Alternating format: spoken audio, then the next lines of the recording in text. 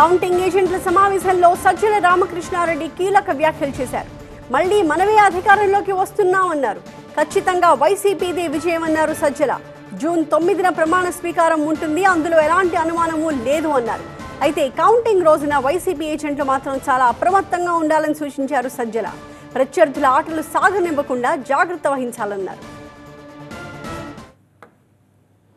So ఇదంతా కలెక్టివ్గా మనందరం కలిసి ఒక మనకు ఏదైతే టార్గెట్ ఉందో దాన్ని రీచ్ అయ్యేట్టు కంఫర్టబుల్గా బ్రహ్మాండంగా వస్తున్న దాంట్లో డౌట్ లేదు. అయితే వాళ్ళ ఆటలు సాగనివ్వకుండా ఎట్లా చేయాలనేది మనం చేసేది మన టార్గెట్. అది మళ్ళీ అధికారంలోకి వస్తున్నాం, బ్రహ్మాండంగా వస్తున్నాం.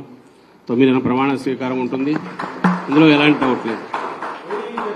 అయితే దానికి ఏదో మనం వాళ్ళ ఆటలు సాగనించి వాళ్ళు పెట్టే జరిపే సైకలాజికల్ వాటన్నిటి మనం తట్టుకొని మనం ఏదో వెంబడి దిగకుండా ముందు ప్రియంటివ్ వాళ్ళను ఒక్క ఆట కూడా సాగనివ్వకుండా ఏం చేయాలనే ఉద్దేశంతో మోర్ అలర్ట్గా ఉంటున్నాం.